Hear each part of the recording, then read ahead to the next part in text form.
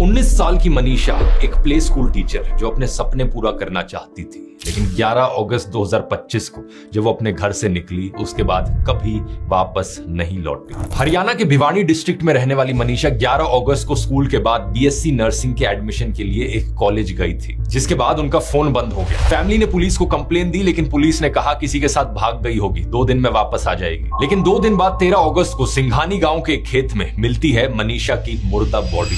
उनका गला कटा हुआ था, कई सारे ऑर्गन्स बॉडी से गायब थे। पुलिस ने फिर जाकर मर्डर का केस दर्ज किया। भिवानी सिविल हॉस्पिटल की जब पहली पोस्टमार्टम रिपोर्ट निकल कर आती है, बताया जाता है कि मनीषा के गले पर किसी धारदार हथियार से काटे जाने के निशान मिले। लेकिन 15 अगस्त को पीजीआई रोहतक में दोबारा पोस्टमार्टम होता है। अब कहा जाता है कि मनीषा की बॉडी में पेस्टिसाइड मिला और पुलिस कहने लगी कि मनीषा ने तो एक्चुअली में आत्महत्या कर ली पेस्टिसाइड खाकर। अचानक से पुलिस मनीषा की लाश के पास एक सुसाइड नोट मिलने का दावा भी करने लगी। मिसिंग ऑर्गन्स पर सवाल उठा तो कहा गया कि किसी जानवर के खाने से ऐसा हो गया होगा। मतलब हद होती है। जाहिर सी बात है, लोगों ने आरोप लगाया कि पुलिस यहाँ पर कवर अप करने की कोशिश कर रही है, लेकिन लोग सड़कों पर आ गए प्रोटेस्ट करने के लिए। सरकार ने इंटरनेट सस्पेंड कर दिया। यह हरियाणा में एक बहुत बड़ा मुद्दा बन गया है जो स्टेट के लॉ एंड ऑर्डर पर सवाल खड़े करता है। दूसरी पोस्टमार्टम रिपोर्ट में कई सारी इनकंसिस्टेंसीज भी सामने आई, जैसे कि रिपोर्ट में कपड़ों की जांच नहीं की गई थी, जो कि एक बड़ी लापरवाही थी।